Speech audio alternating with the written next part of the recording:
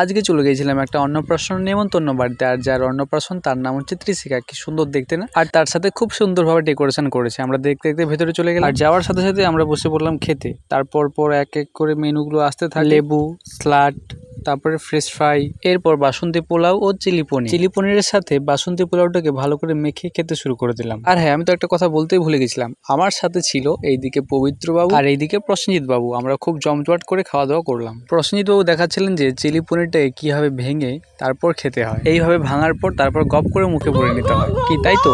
আপনারা কেমন করে খান সেটা বলবেন। খাওয়া দেখতে দেখতে এদিকে আমাদের সাদা ভাত ও পটল পোস্ত চলে এলো। আর এই পটল পোস্তটা কিভাবে খেতে হয় সেটা আমাদের পবিত্র বাবু বলছিলেন যে ক্যামেরার দিকে তাকিয়ে খাওয়াটা দেখিয়ে দিতে, আর সেইটা প্রসেনজিৎ বাবু আমাদেরকে দেখাচ্ছে। পটল পোস্ত খাওয়া শেষ করতে না করতে চলে এলো চিংড়ির মালাইকারি। তারপর দিয়েছিল মাছ, কিন্তু সেইটার ভিডিও আর করা হলো না। তারপর দিয়ে দিল টক টক মিষ্টি মিষ্টি সেই আমের চাটনি।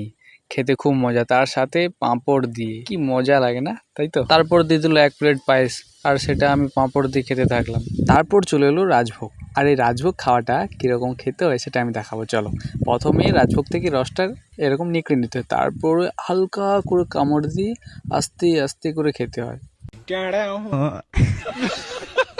রাজভোগ খাওয়া শেষ, তারপর চলে এলো ঠান্ডা ঠান্ডা আইসক্রিম। আর এই আইসক্রিম মানেই আলাদা একটা স্বাদ। তো আইসক্রিমটাকে হালকা করে কেটে মুখে নিয়ে নিতে হয়, তারপর মুখে দিতেই গলে যায়। আহ, কি স্বাদ! তো আজকের মতো টাটা, দেখা হবে পরবর্তী ব্লগে।